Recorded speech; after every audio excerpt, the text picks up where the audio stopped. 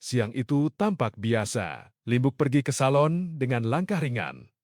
Pintu rumah ditutup pelan. Dari luar, tak ada yang tampak salah. Tetapi di dalam rumah, Bima sudah berubah. Ia tidak lagi menunggu penjelasan.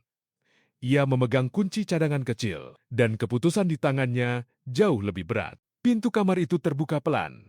Ruangan rapi, terlalu rapi. Aroma parfum masih tertinggal. Rapi seperti sengaja dipakai menutup rahasia. Bima tidak berhenti di permukaan. Tangannya menyibak lipatan pakaian. Lalu ia menemukan kotak kayu tua. Diam, kecil, tetapi terasa hidup. Kotak itu dibuka. Di dalamnya uang tunai dan perhiasan, emas, berlian, batu kecil dalam bludru. Bukan simpanan biasa, itu sumber fulus. Limbuk tidak bekerja, ia tidak membangun penghasilan. Kalau tangannya bergerak, ia menarik laci, lalu menyisihkan uang toko untuk dirinya sendiri. Perhiasan itu bukan untuk rumah, bukan untuk kebutuhan yang wajar. Itu cadangan yang bisa dijual kapan saja, bekal diam-diam bagi dunia gelapnya. Beberapa hari kemudian, saat Limbuk berenang, Bima mengambil palu dan paku. Kotak itu ditutup, lalu dipaku rapat. Bukan dihancurkan, diamankan. Malamnya, Limbuk pulang dan mencoba membuka. Sekali, dua kali, kotak itu tak bergerak. Wajahnya berubah, napasnya patah-patah. Lalu, amarahnya meledak seperti kesurupan. Disitulah semuanya telanjang.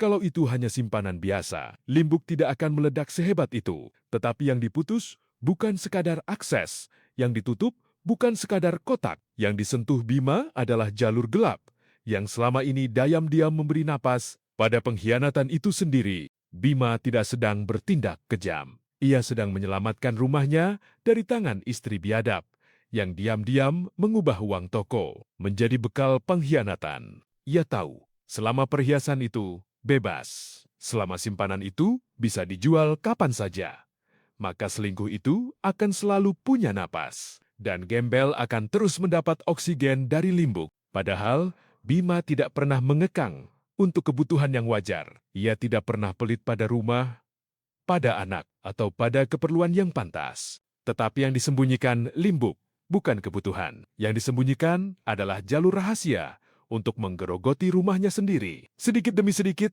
tanpa suara, tanpa malu. Dari laci yang ditarik diam-diam, dari uang toko yang disisihkan pelan-pelan, dari perhiasan yang ditumpuk tanpa jujur, Limbuk sedang membangun dunia gelapnya sendiri. Dan saat kotak itu dipaku, yang diamankan bukan sekadar simpanan. Yang diamankan adalah sumber fulus agar tidak lagi berubah menjadi bekal selingkuh. Maka marah Limbuk malam itu.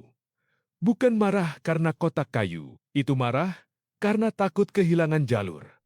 Takut sumbernya macet, takut bekal bagi gembel terputus.